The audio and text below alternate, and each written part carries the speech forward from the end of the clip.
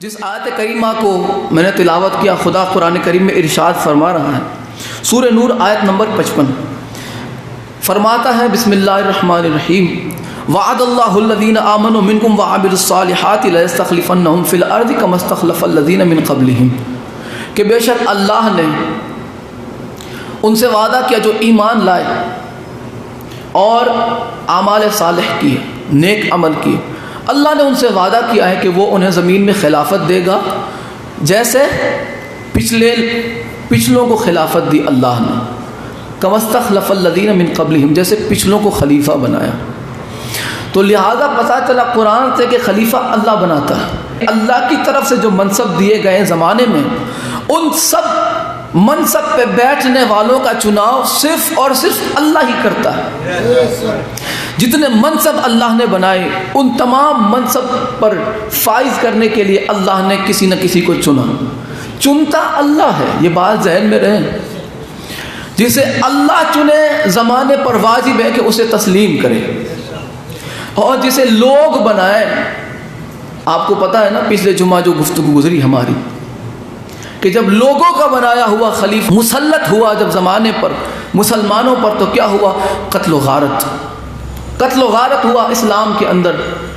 اسلام صاف اور شفاف پردہ تھا، لیکن جب لوگوں کی بنائی ہوئی خلافت اور لوگوں کے بنائے ہوئے خلیفہ جب اس اسلام کے محافظ بن بیٹھے، تو کیا ہوا؟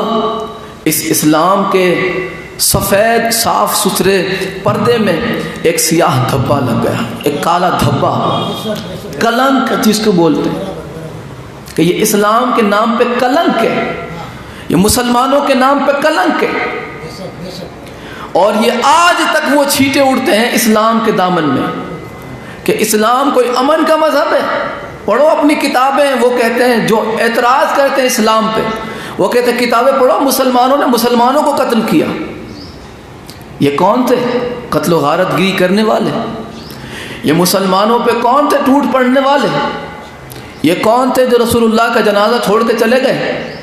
یہ کون تھے جنہوں نے رسول اللہ کی بیٹی کے در کو آگ لگائی؟ یہ کیسے تھے مسلمان؟ ہم وہی بتانا چاہتے ہیں کہ جس غلط فہمی میں آپ مبتلا ہیں، ذرا اس سے باہر آئیں۔ اسلام جو آل محمد سے ملا وہ اسلام ہے، جو آپ کے بڑوں نے دیا وہ اسلام نہیں ہے۔ آپ کے بڑوں نے جو اسلام دیا ان میں یہ ہے کہ نعوذ باللہ 40 سال تک رسول اللہ خود نہیں جانتے تھے وہ نبی ہے۔ آپ کا دیا ہوا اسلام، آپ کے بڑوں کا دیا ہوا اسلام، اور جو آل محمد سے اسلام چلا، جو دین بچا، وہ کیا ہے؟ کنت نبیا وآدم بین الماء والطین، کہ نبی اس وقت، مصطفیٰ اس وقت بھی نبی تھے جب آدم پانی اور مٹی کے درمیان تھے۔ تو آپ کو کم سے کم یہاں پہ واضح پتہ چل گیا ہوگا کہ اسلام جن سے لینا چاہیے تھا، لوگوں نے اس رسول کی آل کو چھوڑ کے ان سے اسلام لینا شروع کر دیا جنہوں نے خلافت کے لیے رسول اللہ کا جنازہ چھوڑا تھا، جنہوں نے اپنی خود ساختہ خلافت کو زمانے پہ مسلط کرنے کے لیے رسول اللہ کی شہزادی لاڈلی بیٹی فاطمہ زہرا کے در کو آگ لگائی۔ اور اسی وقت میں، اسی دور میں کئی دردناک حادثات گزرے، کئی دردناک واقعات گزرے، جن میں پچھلے جمعہ میں نے ایک واقعہ ذکر کیا تھا، مالک ابن نویرہ کا۔ صحابی رسول تھے، کلمہ پڑھنے والے تھے، انہوں نے بس زکوٰۃ دینے سے انکار کر دیا اور کہا کہ ہم آپ کو زکوٰۃ نہیں دیں گے۔ حضرت ابو بکر نے کہا کہ تمہاری مٹی پلیت کر دیں گے، تمہارا ستیہ ناش کر دیں گے، اور انہوں نے کیا بھی۔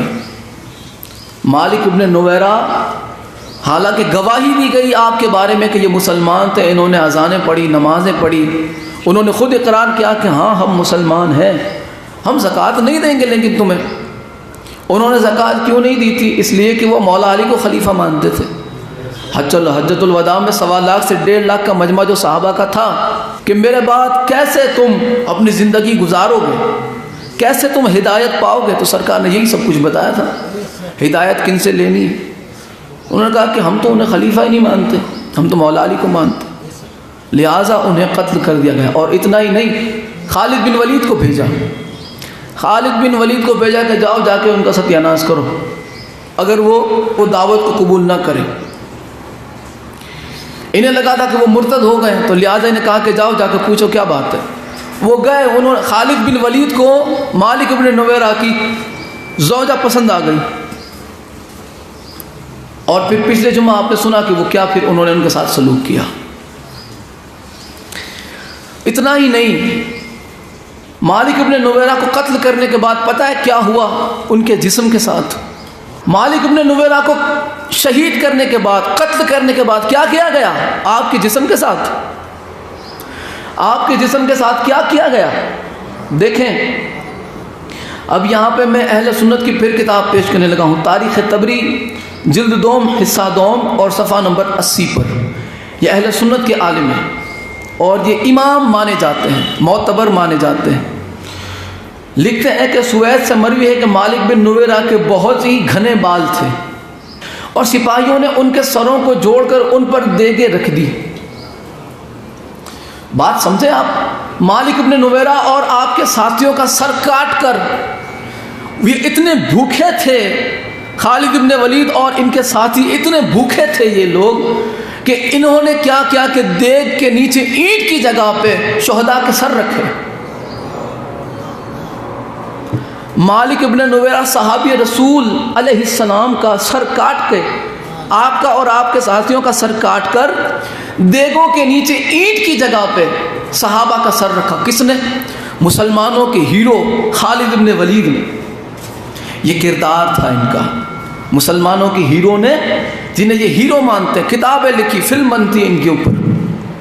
بڑھیا، یہ بھی آپ بتائیے گا ضرور زمانے کو کہ انہوں نے یہ کیا کیا تھا۔